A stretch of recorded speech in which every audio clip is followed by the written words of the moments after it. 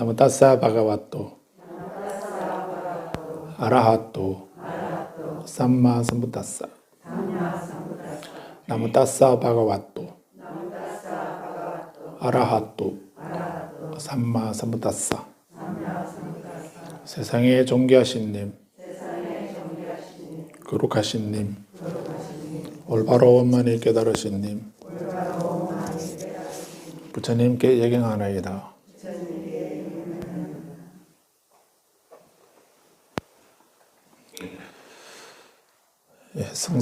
성스러운 구암의 경, 성구경이라고도 하는 그 경을 보고 있습니다.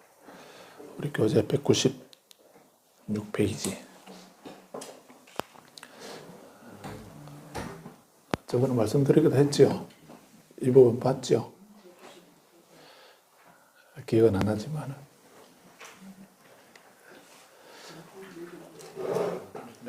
196페이지 19번째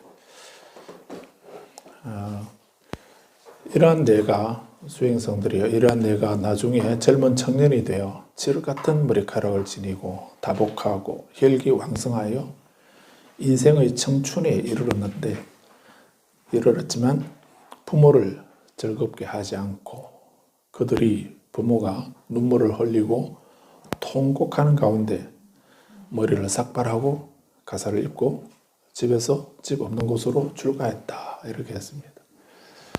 부처님이 출가하시는 그 배경을 이렇게 짧게 말씀을 했습니다.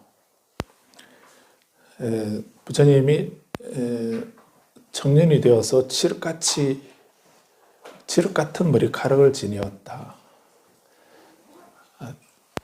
칠흑 같은 머리카락을 지니고 또 다복하고 혈기왕성하여서 인생의 청춘에 이르렀다. 그때 출가했다. 그런 얘기입니다. 그래서 우리는 보통은 출가를, 우리가 일반적으로 출가는 언제 출가하는가, 어떤 사람이 출가하는가, 그 인생의 낙오자들이, 사회의 낙오자들이 출가하는 걸로 그렇게 생각하시는지 모르겠습니다. 이것도 해보고 저것도 해보고 다 해서 안 되니까 막판에 이제 머리나 깎아볼까. 불자님도 딱 성질 나는데 머리 깎고 그냥 절에 가서 스님이 되어볼까 이 소리 합니까? 스님이라는 말 안 하지요. 성질 나는데 머리 깎고 절에 들어가서 스님이 되어볼까 이렇게 그런 생각 몇 번 해보신 적 있죠? 어떤 경우에 그런 생각이 들던가요? 좋은 일이 있는데 일이 잘 되고 좋은 일이 있고 그때 그런 생각이 들던가요? 지금 생각 들면 지금 불자님은 그 인생의 청춘기에 그런 생각이 들던가요?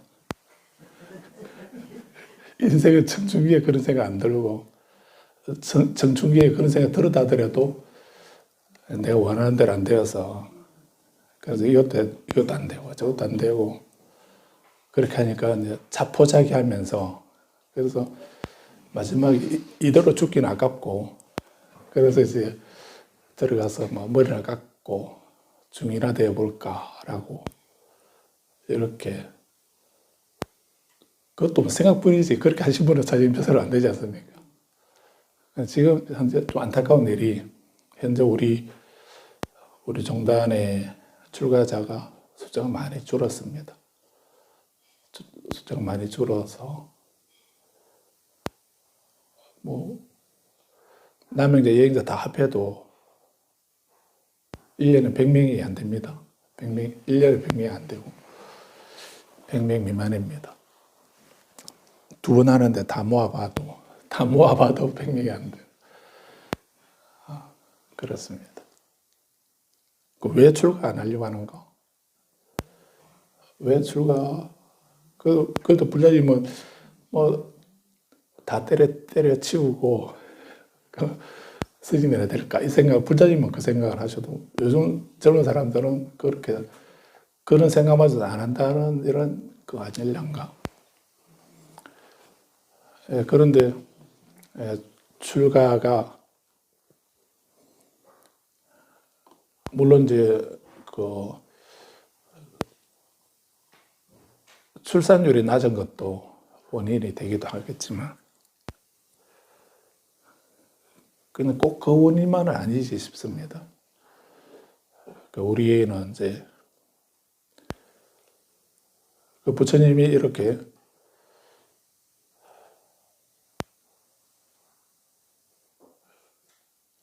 그 젊은 청년이 되어서 칠흑 같은 머리카락을 지니고 다복하고 혈기왕성하고 인생의 청춘기에 이르르는데 한 게 없는 그런 다복한 가정이었고요. 그런데도 출가를 했다. 머리를 삭발하고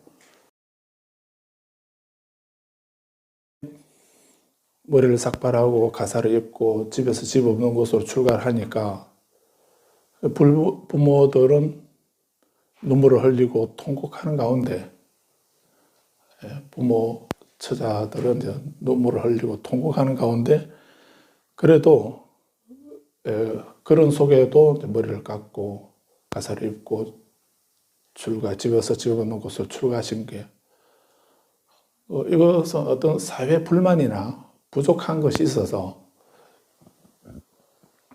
뭐 채워지지 않는 그게 있어서 반발해서 그래서 출가하신 게 아니죠.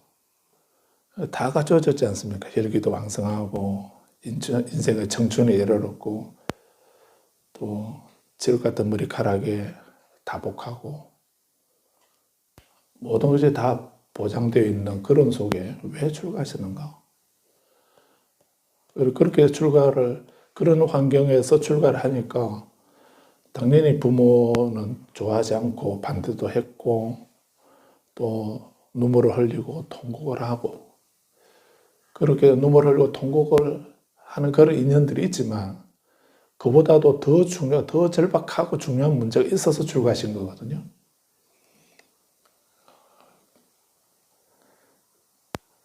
그래서 그게 뭐였죠? 부처님이 나는 출가해서 좀 더 많은 복된 삶을 살고 싶다라든지 좀 더 많은 권력을 얻고 싶다든지 뭐 이런 생각으로 출가하신 것이 아니지 않습니까? 그런 게 아니었거든요. 그런 물질적인 또는 그 가족 간에 뭐 그 어떤 부족함이나 아쉬움이나 이런 것이 있어서 반발해서 출가하신 게 아니거든요. 그런 거는 다 차고 넘치는 그런 환경에서도 그것보다도 더 중요한, 지금 부모가 즐거워하고 좋아하고 또 내가 어떤 풍요로움을 누리고 권력을 누리고 하는 이런 것도 다 좋은데 그보다 더 큰 문제가 있었기 때문에 그런 즐거움은 내려놓은 거죠. 그게 내가 왜 늙어야 되지? 내가 왜 병들게 되고 내가 왜 죽게 되는가 하는 이 문제, 이것이 해결이 안 된 상태에서, 그걸 보장받지 못하는 상태에서 내가 그렇게 다복한 삶을 살고 그런 부나 그 명예나 권력을 누리면서 산다고 한들 그게 나 개인에게 무슨 의미가 있나 하는 그런 생각 때문에 출가하신 겁니다. 그래서 부처님은 만약에 부처님이 배가 고파서 먹을 게 없어서, 또는 옛날에 어떤 분들은 이제 어디 알아보니까 물어보니까 명이 짧다고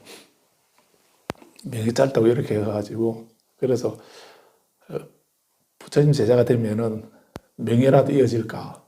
그래서 부모가 정말 보내고 싶지 않지만 집에 데리고 있으면은 자기들 보고로는 얘가 명이 짧다고 그러니까 단명하다고 하니까, 그래서 좀 명이라도 이으라고 그렇게 출가시킨, 본인은 전혀 원하지 않았는데 부모가 그래서 보낸 사람도 있고, 또 우리 어려울 때 먹을 게 부족하고 이렇게 하기 때문에 입 하나라도 덜면은 그래도 다른 가족들이 좀 더 덜 힘들지 않겠나 싶어서 그래서 절에 보낸 사람도 절에 출가한 사람도 있습니다. 부처님 당시에도 그런 분이 있었다고 그럽니다. 그래서 그런 것도 출가는 출가인데 좋은 출가는 아니다라고 부처님은 말씀하고 계시는데 그래서 우리가 이렇게 부처님이 출가하신 그 모습을 이렇게 보게 되면은 요즘에는 어떠한가? 요즘에는 왜 이렇게 출가한 사람이 적은가? 출산율이 적은 것도 있겠지만 그것도 원인이 되겠지만은 그게 직접적인 원인은 아니라고 봅니다.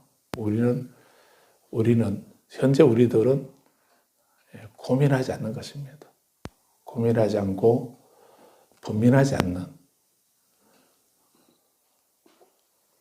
그리고 의술이 좋으니까 조금 주름살 지면은 주름살 조금 생기면은 그냥 금방 펴버리니까 주름살 있는 거 펴을 수 있는 의술이 있고 머리가 칠흑같이 검은 머리가 이제 조금 희끗희끗하고 이렇게 하게 되면 바로 그 칠흑보다 더 새카맣게 만들어 버릴 수 있는 이런 것도 있고 뭐 조금만 아프면은 또 뭐 그런 거를 다 치료할 수 있는 그런 약이나 의술이나 이런 것도 있고 또 우리가 조금만 노력하면은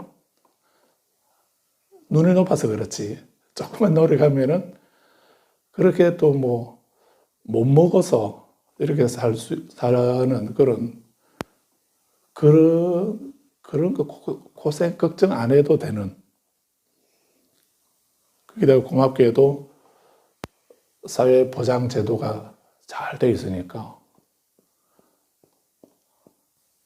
뭐 결혼 안 해도 자식 안 낳아도 내가 나중에 파파 할아버지 할머니가 되어도 그때 뭐 나라에서 다 보장해주고 이렇게 하니까 뭐 혼자 있어도 그때까지 계속 혼자 밥 먹고 혼자 살고 이렇게 해도 외롭다는 생각, 힘들다는 생각 이렇게 생각 안 들도록 그런 사회보장 제도가 되어 있으니까 그 귀찮은 건데 그 일을 왜 하지?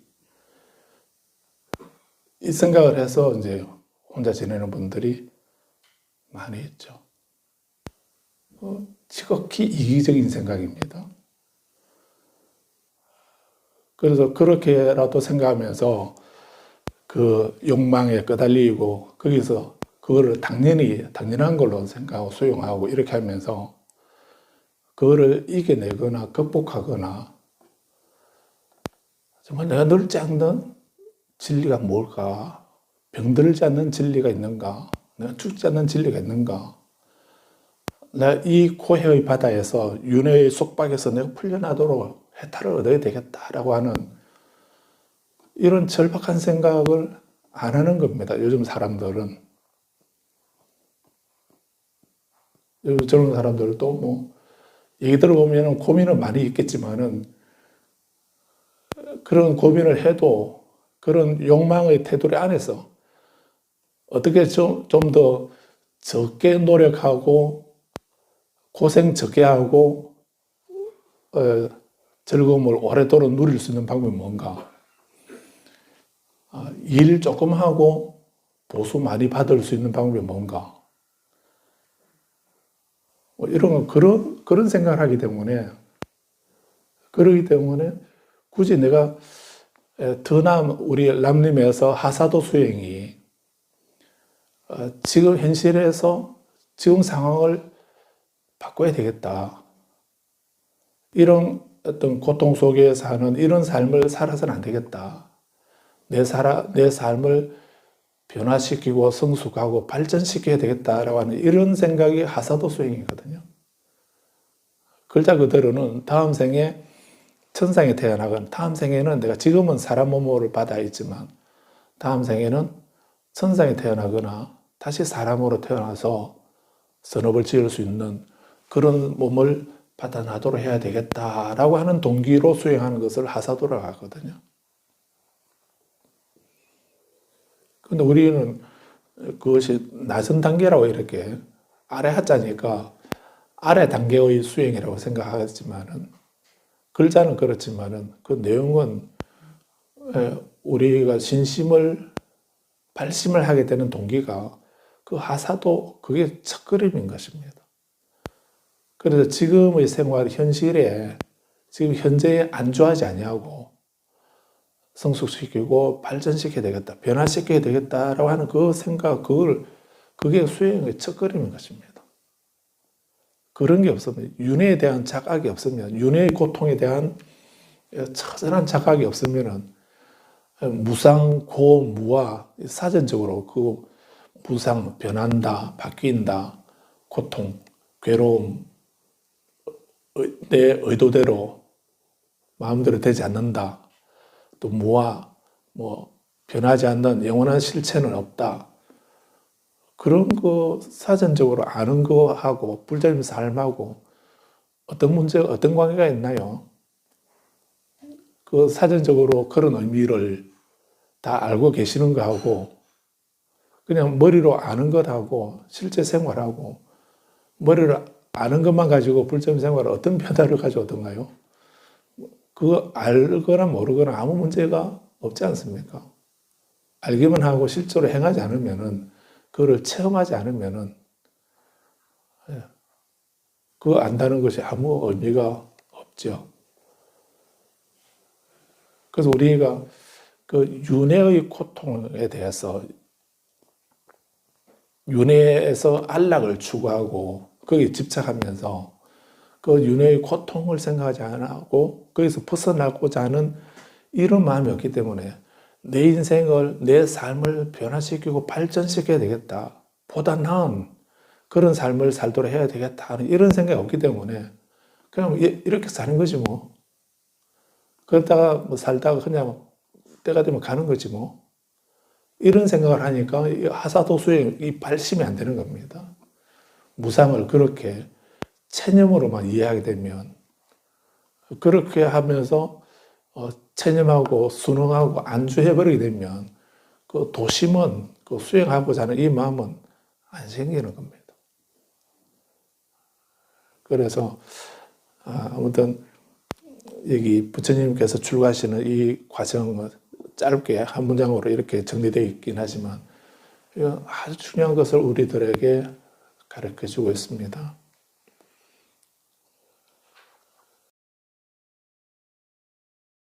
그 출가자가 현재 부처님 가르침은 3000년 아득한 옛날 그 시대에 이런 말씀 필요했겠지만 지금은 시대가 다른데 21세기 이 시대에 그런 말씀이 소용이 되나? 이렇게 말한 분들도 있습니다. 이거는 다르지 않지 않습니까? 그때나 지금이나 우리가 늙게 되고 병들게 되고 죽게 된다는 거, 이거는 변함이 없거든요. 그걸 얼마나 처절하게 자각하면서 거기서 여기서도 부처님은 말씀하고 계시긴 한데, 그래서 우리가 그 태어나고 늙고 병들고 하는 그런 속에 스스로 늙음에 묶여 있지만은 늙음에 묶여 있는 것의 재난을 알고 늙음에 묶지 않는 위없는 안온인 열반을 구하고 늙음이 없는 위없는 안온인 열반에 도달했다. 중요한 말씀을 하시는 겁니다. 우리는 스스로 늙음에 묶여 있으면서 그냥 다 늙는 거니까 세월이 얼마나 지났는데 내가 이 몸을 몇십 년을 사용했는데 당연히 늙고 그 기력이 없어지고 쇠약해지고 병들고 당연한 거 아니야? 이렇게 생각하게 되면 거기서 무슨 변화를, 그 늙음이 없는 위 없는 안온인 열반을 구하려고 하는 이런 생각이 일어나겠습니까?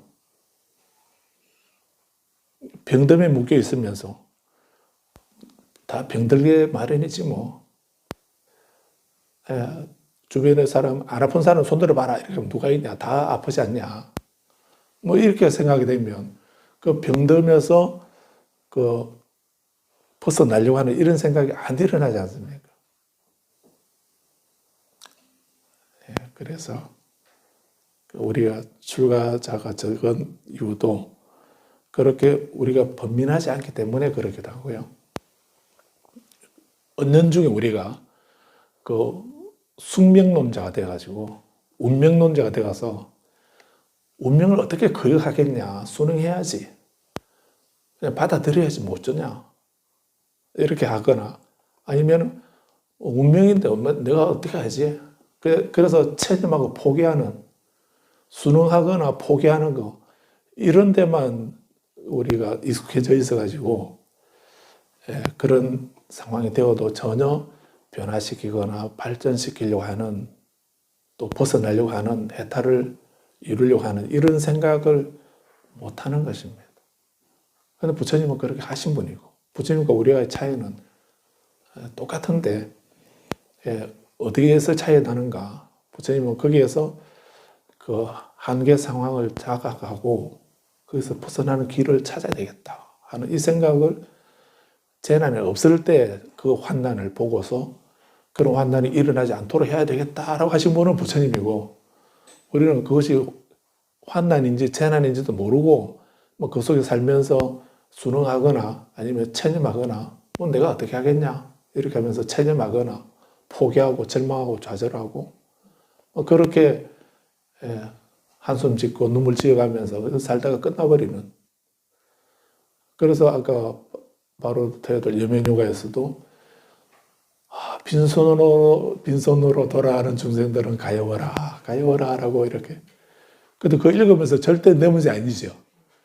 그 절대로 내 문제가 아니고 저분들이, 다른 분들이, 나는 다 가져갈 거 많은데, 나는 가져갈 거 많다고 생각하시고, 근데 그 다른 사람은 다 빈손으로 돌아가고 있구나, 참 바보처럼 그러고 있구나 라고 가여워라, 가여워라 이렇게 하고 있지. 그 여명요가는 사실은 더 잠들지 말고 일어나라 이렇게. 사실은 그 여명요가 누구를 위해서 하는 겁니까? 여명요가는 자기 자신을 위해서 하는 겁니다.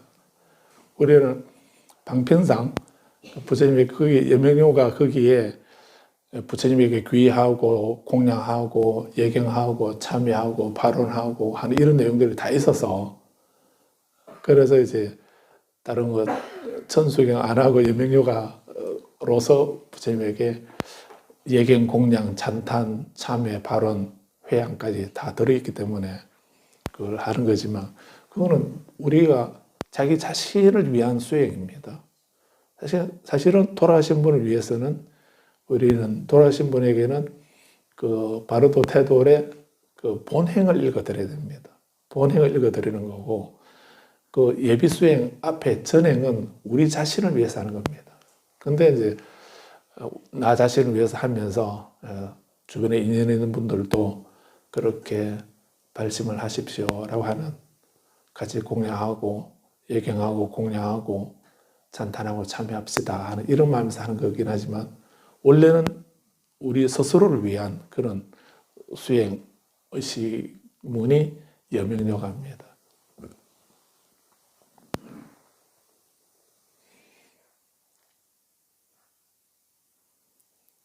그래서 이렇게 오늘 읽어보신 이 지만니까야도 그냥 읽어보면은 뭐 이해는 되시죠?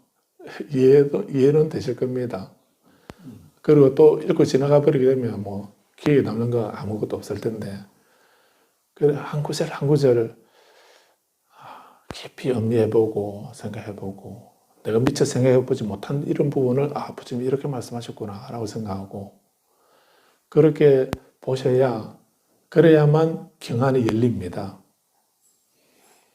티베트의 빠뚤 림포체, 빠뚤이라고 하는 큰 스님이 계시는데, 이 스님은 이포사랭론을 공부하시면서 하루에 계속 하나만 공부하셨다는 겁니다. 하루에 계속 하나만 공부하시면은 그건 글자 공부하는 거 아니지 않습니까? 글자를 몰라. 저 같으면 티베트 글자라서 좀 하루에 계속 하나 공부하는 것도 버거울지 모르겠습니다. 근데 그 큰 스님이 그 입보사령론을 하루에 한 개송만 공부하셨다는 말은 글자 공부하신 거 아니지 않습니까? 그 다음 개성을 보고 싶어도 참는 겁니다. 참고서 그 개성 하나만 계속 읽고 외우고 생각하고 사유하고 실천하고 그렇게 하면서 입보사령론을 하루에 계속 하나씩 해서 공부해서 3년이 걸리더라고요. 천여 개 되니까 이제 3년이 되죠. 그렇게 공부하시면서 입보사령론을 그런 방식으로 3번을 보셨다는 거 아닙니까? 10년 동안 입보사령론 그거 하나만 하셨다는 거예요.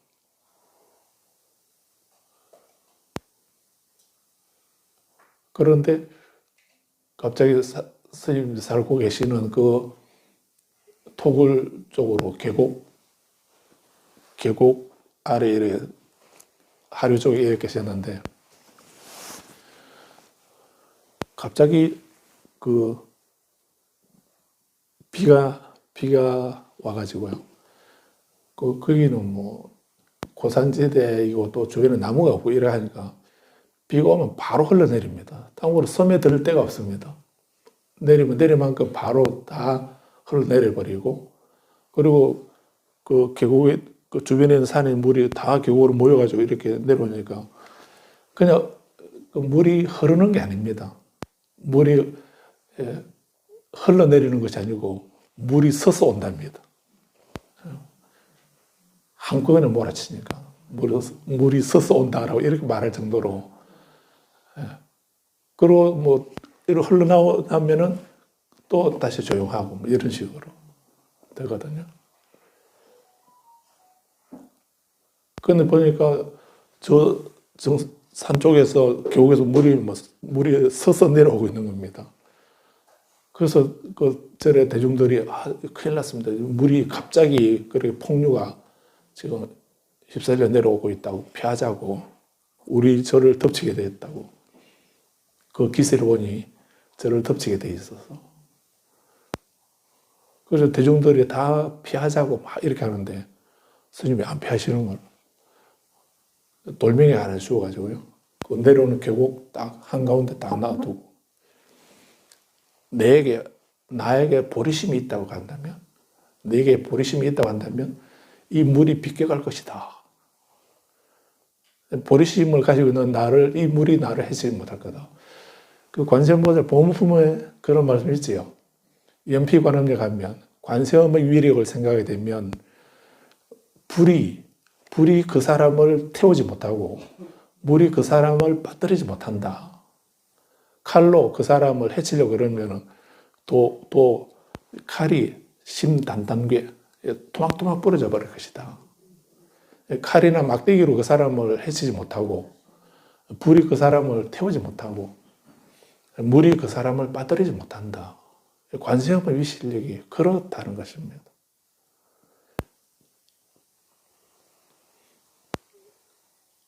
어떤 분이 달라이라마 존자가 관세음보살의 화신이라고 이렇게 하면서 막 비방하는 그런 비아냥거리는 이런 얘기를 하는 걸 들었습니다. 근데 그 사람은 달라이라마 존자도 이해하지 못하고 관세음보살도 이해하지 못한 분으로 보입니다. 관세음보살이 어떤 분이겠습니까? 관세음보살이 이런 모습을 본 이분이 관세음보살인가요? 그래서 우리가 부처님을 잘못 이해하니까 그런 그 폭언을 그런 막언을 하는 거라고 저는 생각을 하는데 아무튼 이 빠돌림보체가 물이 더 머뭇거릴 시간도 없습니다. 물이 서서 막 내려오고 있는데 얼른 피해도 살아남을 수 있을까 말까 하는 그런 위급한 상황인데 그때 그 림보체는 바위를 하나 앞에 딱 그 내려오는 길목에 딱 가운데 놓으면서 나에게 보리심이 있으면 이 물이 나를 해치지 못할 것이다. 피해갈 거다라고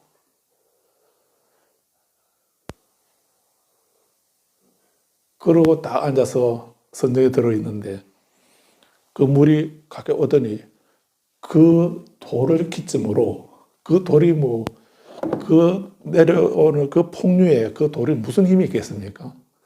집채만한 것도 다 덮어버릴 그런 위세인데 근데 그 돌을 기점으로 물이 갈라지는 거예요. 물이 갈라지면서 옆으로 그 절 양옆으로 물이 흘러가버리고 그 절에는 전혀 피해를 안 줬다는 것입니다.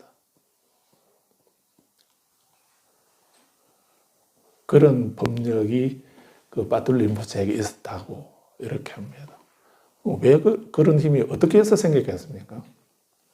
그렇게 이 보살행론을 하루에 계속 하나씩 끊임없이 사유하고 반성하고 되돌아보고 다짐하고 이렇게 하면서 그 마음을 정장시킨 그 힘이 그 위력이거든요. 그래서 보타나카산에 계시는 관세음보살님이 얼른 가가지고 빠돌림포체가 그렇게 위급한 상황에 있다고 하는 거를 보시고 그 1000개의 손 중에 하나 얼른 보내가지고 물을 갈라가지고 이렇게 해주셨겠습니까?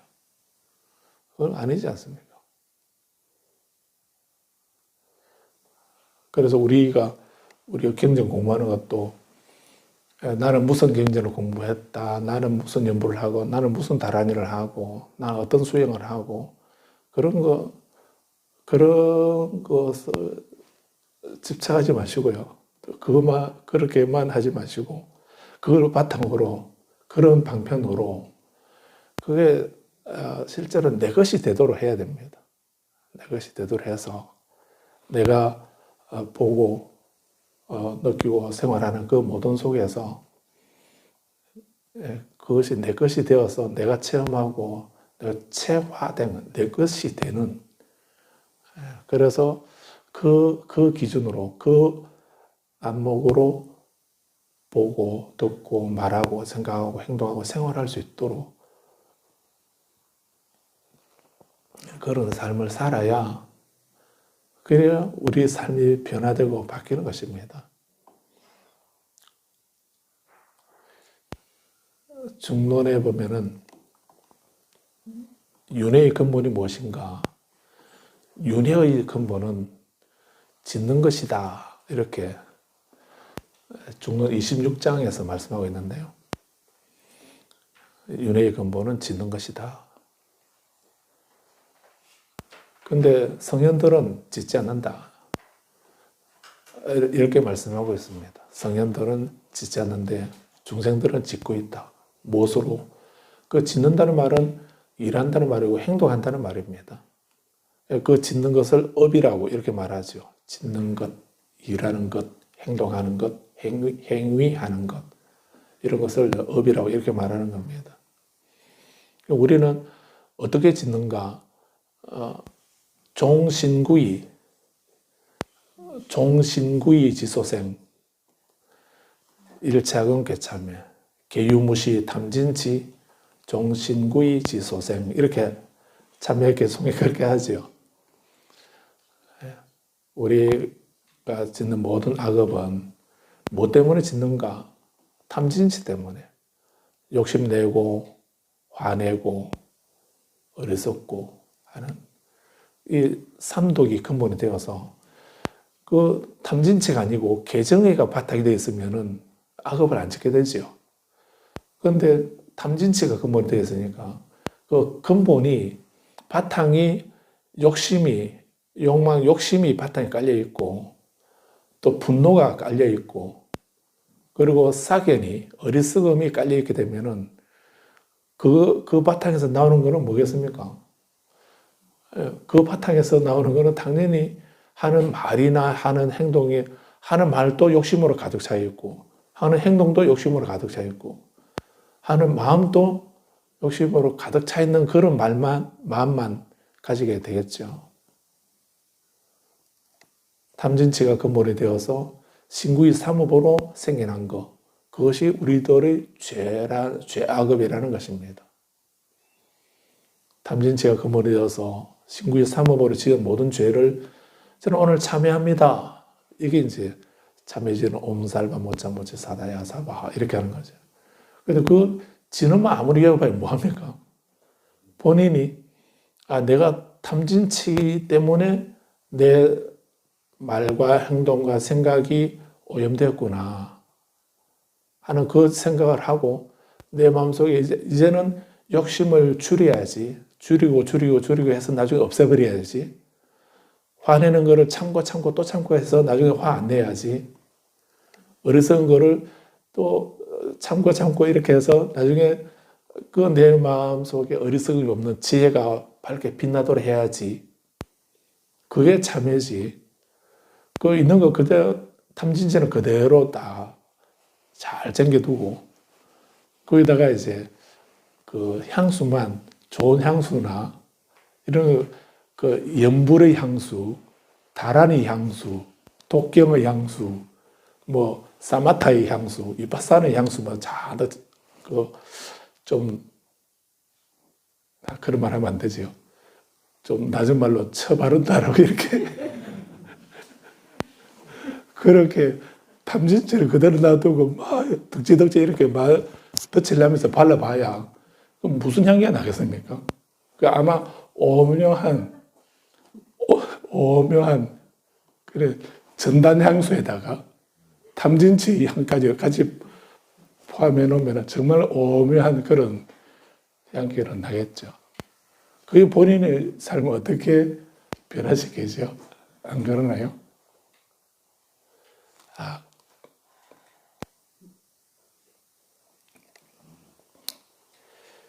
마치겠는데요. 지금 오늘 읽어보고 할 말이 정말 많습니다. 읽으면서 정말 신비하게 구절구절 정말 그 경이로운 마음으로 읽었는데요. 20번절 요것만 보고 마치죠.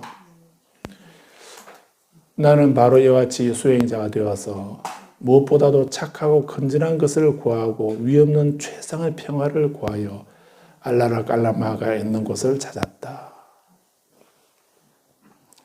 부처님이 스승을 왜 찾았는가? 부처님이 왜 출가하고 왜 수행하고 하시는 그 궁극적인 목적이 뭐였는가? 단 한마디로 이렇게 말씀하잖아요. 무엇보다도 착하고 건전한 것을 구하고 위없는 최상의 평화를 구해서 착하고 건전한 것을 구하는 것. 선이 있든 악이 있든 지옥이 있든 천상이 있든 있는지 없는지 그건 우리 안 가봐서 알 수 없기도 하지요.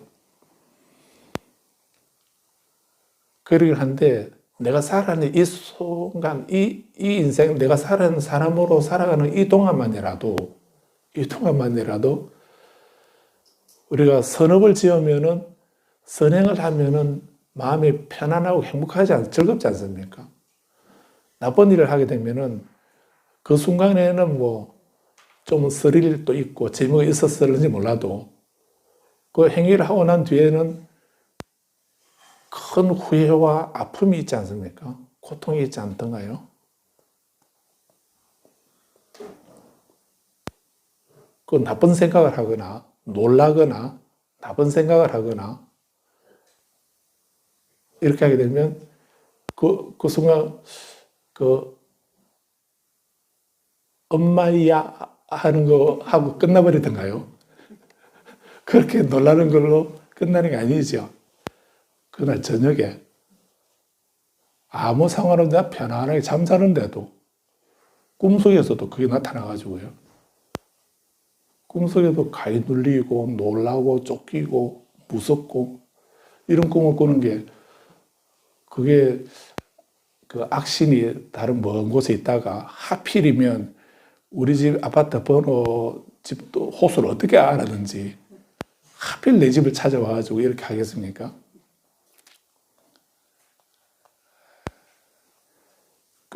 또 낮에 좋은 일을 하고 좋은 마음을 쓰고 기쁘고 즐겁고 뭐 이렇게 하게 되면 그런 마음으로 하루를 보내게 되면 그날 저녁 꿈에도 기쁘고 즐겁고 좋은 경쾌한 그런 꿈을 얻게 되죠.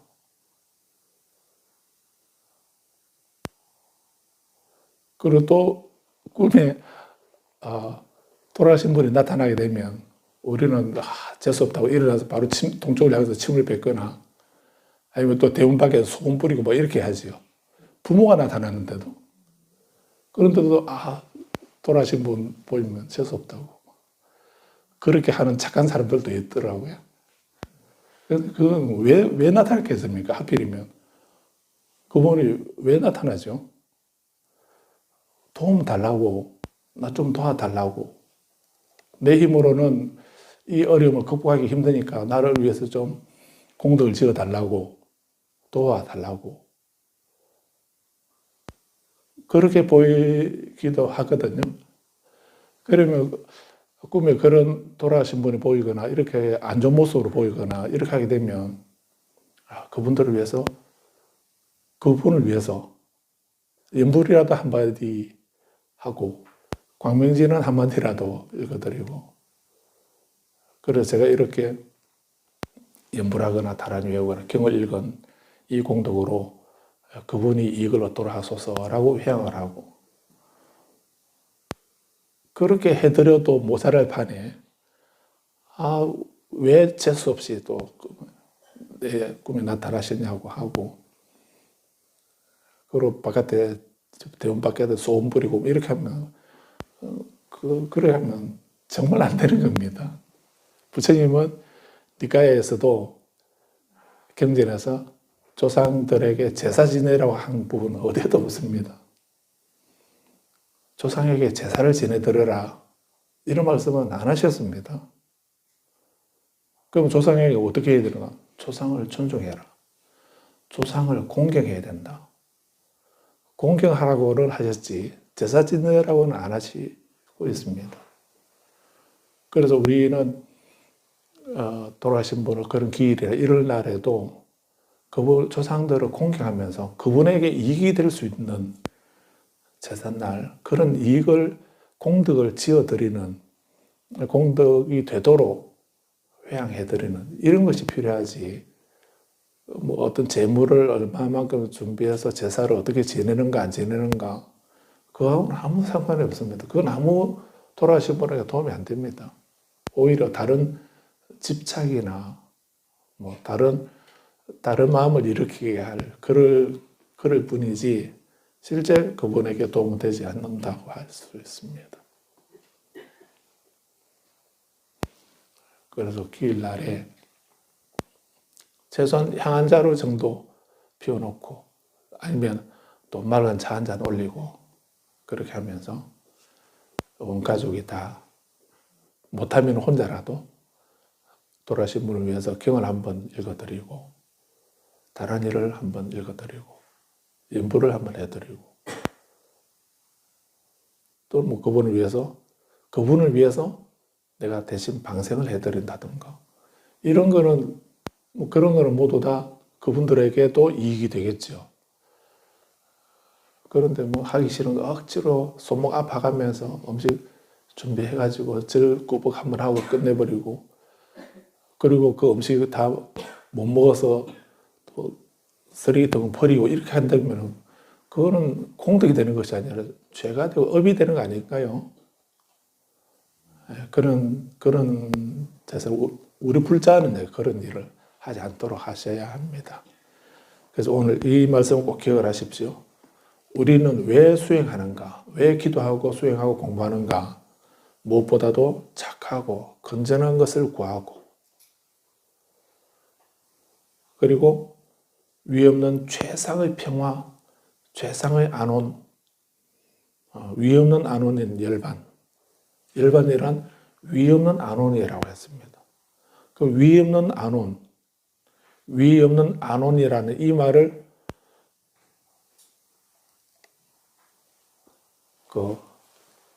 인도말로 하면은 수카와띠 이렇게 합니다.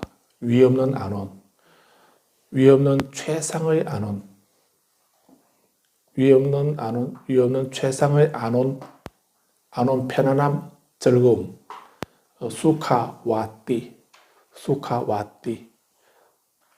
하고 수카와띠의 수카는 즐거움이라는 말이죠. 수카와띠, 지극한 수카와띠, 위 없는 안온, 최상의 안온, 편안함, 즐거움. 이 말을 한문으로 말하면 극락이라 하는 거고요. 그 말을 좀 어역을 하면은 니르바나, 열반이라는 것입니다. 열반은 위 없는 최상의 안온을 열반이라는 한다고 여기서 말씀하고 있지 않습니까? 위 없는 최상의 평화, 위 없는 최상의 안온, 그런 열반을 구해서, 그런 열반을 얻기 위해서 구하려고 나는 스승을 찾아갔다. 알라라 깔라마라고 하는 이 스승을 찾아갔다. 우타 깔라마 부타라고 하는 그 스승을 찾아가 봤다. 이렇게 말하는 겁니다.